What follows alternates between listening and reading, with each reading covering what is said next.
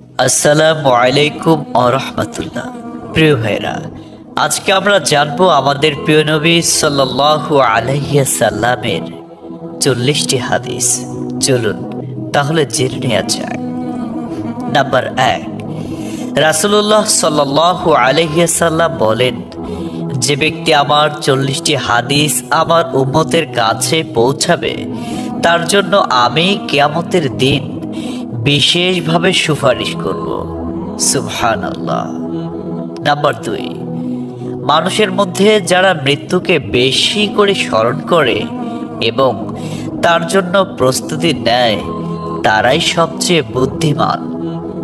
Number 3, প্রত্যেক জিনিসের জাকাত আছে আর দেহের জাকাত হচ্ছে রোজা। নাম্বার 4, যে তার সময় আল্লাহর জন্য ব্যয় করে না তার জন্য জীবন অপেক্ষা মৃত্যু শ্রেয়। নাম্বার 5, যারা সব সময় ইস্তিগফার তথা ক্ষমা প্রার্থনা করে তাদের সাথে উঠা বসা করুন, কেননা তাদের হৃদয় সবচেয়ে কোমল হয়। নাম্বার 6, তুমি যত সিজদা দিবে আল্লাহ তত গুণা তোমার মাফ করে দিবেন। সুবহানাল্লাহ। নাম্বার 7, সূরা ফাতিহা প্রায় 1000 রোগের ওষুধ। নাম্বার 8, হাতের তালুতে জ্বলন্ত আগুনের কয়লা রাখলে যেমন কষ্ট হবে তার চেয়ে বেশি কষ্ট হবে শেষ জামানায় ঈমান রাখতে। নাম্বার 9, রোজাদারদের জন্য প্রতিদিন জান্নাতকে সুসজ্জিত করা হয়। সুবহানাল্লাহ। নাম্বার 10, রাসূল সাল্লাল্লাহু আলাইহি সাল্লাম বলেছেন, কিয়ামতের দিন সব নবীর চেয়ে আমার উম্মতের সংখ্যা বেশি হবে এবং আমি সর্বপ্রথম জান্নাতের দরজা খুলব। সহিহ মুসলিম, হাদিস নম্বর 196। 11, যে ব্যক্তি রোজা রাখা অবস্থায় মারা যাবে আল্লাহ তাকে কিয়ামত পর্যন্ত সকল রোজার সওয়াব দান করবেন। সুবহানাল্লাহ। নাম্বার 12, যে ব্যক্তি ফজরের নামাজ আদায় করল সে আল্লাহর হিফাজতে চলে গেল। নাম্বার 13, রাসূলুল্লাহ সাল্লাল্লাহু আলাইহি সাল্লাম বলেছেন, রোজা ও কোরআন কিয়ামতের দিন মানুষের জন্য সুপারিশ করবে। মুসনাদে আহমদ, হাদিস নম্বর 6626। 14, নবীজি বলেছেন, রোজাদারদের জন্য সবচেয়ে বড় খুশির সংবাদ হলো হাসরের মাঠে আল্লাহ সবার আগে রোজাদারদের সাথে সাক্ষাৎ করবেন। সুবহানাল্লাহি ওয়া বিহামদিহি। 15, যখন রমজান আসে তখন জান্নাতের দরজাসমূহ খুলে দেওয়া হয়। 16, রাসূলুল্লাহ সাল্লাল্লাহু আলাইহি সাল্লাম বলেন, যখন কোনো বান্দা আল্লাহর দিকে দুটি হাত উঠায় তখন তিনি তা ব্যর্থ বা শূন্যভাবে ফিরিয়ে দেন না। তিরমিজি, হাদিস নম্বর 502। 17, হযরত মুহাম্মদ সাল্লাল্লাহু আলাইহি সাল্লাম বলেছেন, একটি খেজুরের অর্ধেক হলেও দান করে জাহান্নামের শাস্তি হতে নিজেকে হেফাজত করো। সহিহ বুখারী, হাদিস নম্বর 6023। প্রিয় ভাইরা, নাম্বার 18, যদি ভালো হতে চাও তবে সর্বপ্রথম মিথ্যা বলা ছেড়ে দাও। 19, তুমি যখন রাস্তা দিয়ে যাও তখন আল্লাহর নামে জিকির করো, কারণ হাসরের দিন ওই রাস্তা তোমার নামে সাক্ষ্য দিবে। 20, তোমরা সব সময় উজু করো, কারণ কিয়ামতের দিন যারা উজুকারী তাদের হাত পা উজ্জ্বল থাকবে। সুবহানাল্লাহি ওয়া বিহামদিহি।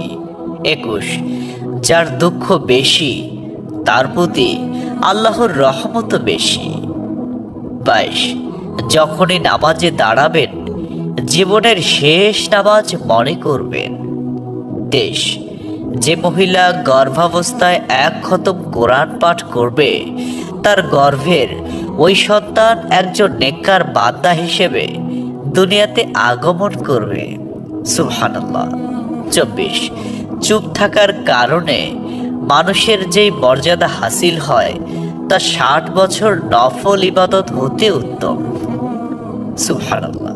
25 রাসূলুল্লাহ সাল্লাল্লাহু আলাইহি ওয়াসাল্লাম বলেছেন, জান্নাতের সবচেয়ে নিকটবর্তী আমল হলো সময় মতো সালাত আদায় করা। সহিহ মুসলিম হাদিস নম্বর 260। 26 যে ধোঁকা দেয় সে আমার উম্মতের অন্তর্ভুক্ত নয়। 27 তুমি জানো তুমি সঠিক, তবুও তর্ক করো না, তর্কে জড়াইও না। 28 হযরত মুহাম্মদ সাল্লাল্লাহু আলাইহি ওয়াসাল্লাম বলেছেন, তোমরা বিপদে পড়ে মৃত্যু কামনা করবে না, বরং বলবে, হে আল্লাহ, যে পর্যন্ত জীবিত থাকা আমার জন্য কল্যাণকর, আমাকে ততক্ষণ জীবিত রাখুন, এবং যখন মৃত্যু আমার জন্য কল্যাণকর তখন তুমি আমাকে মৃত্যু দাও। 29 সূরা ইয়াসিনকে কুরআনের হৃদয় বলা হয়। 30 হযরত মুহাম্মদ সাল্লাল্লাহু আলাইহি ওয়াসাল্লাম বলেন, মায়ের একটি কষ্টের নিঃশ্বাস 7টি দোজখের চেয়েও ভয়ঙ্কর, আর একটি সুখের হাসি 8টি বেহেশতের সমান। সুবহানাল্লাহ। 31 যে অন্যের বাবা মাকে গালি দিল সে যেন নিজের বাবা মাকে গালি দিল। 32 রাসূলুল্লাহ সাল্লাল্লাহু আলাইহি ওয়াসাল্লাম বলেছেন, আমি যা জানি তোমরা যদি তা জানতে পারতে তবে নিশ্চয় খুব কম হাসতে এবং খুব বেশি পরিমাণে কাঁদতে। 30 মানুষ যদি মৃত ব্যক্তির আর্তনাদ দেখত এবং শুনতে পেত, তাহলে মানুষ মৃত ব্যক্তির জন্য কান্না না করে নিজের জন্য কাঁদত। 34 মহানবী সাল্লাল্লাহু আলাইহি ওয়াসাল্লাম বলেছেন, সূরা ফাতিহা তোমরা ধীরে ধীরে পাঠ করো, কারণ মহান আল্লাহ নিজে তার জবাব দেন। সুবহানাল্লাহ। হাদিস সূত্র মুসলিম 910। 35 রাসূলুল্লাহ সাল্লাল্লাহু আলাইহি ওয়াসাল্লাম বলেছেন, কিয়ামতের দিন যে জিনিসটি মুমিনদের পাল্লায় ভারী হবে সেটি হচ্ছে সুন্দর চরিত্র, আখলাক। আবু দাউদ হাদিস নম্বর 4101। 36 কবরের ভিতরের প্রথম চাপ পৃথিবীর সকল কষ্টকে হার মানিয়ে দেবে। 37 হযরত মুহাম্মদ সাল্লাল্লাহু আলাইহি ওয়াসাল্লাম বলেন, যে ব্যক্তির অন্তরে এক সরিষা দানা পরিমাণ অহংকার থাকবে সে জান্নাতে প্রবেশ করতে পারবে না। সহিহ মুসলিম হাদিস নম্বর 91।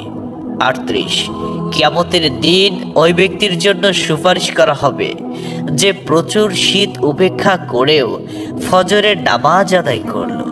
39 নিশ্চয় মহান আল্লাহ নম্র, তিনি নম্রতাকে পছন্দ করেন।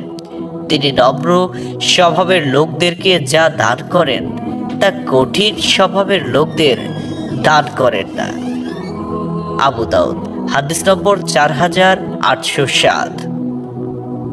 40 কবর মানুষকে দিনে 70 বার স্মরণ করে এবং ডাকে। আল্লাহ সুবহানাহু ওয়া তাআলা আমাদের সঠিক জ্ঞান এবং বুঝার তৌফিক দান করুন এবং আমাদের এই সমস্ত হাদিস সমূহের উপর আমল করার তৌফিক দান করুন। আমিন।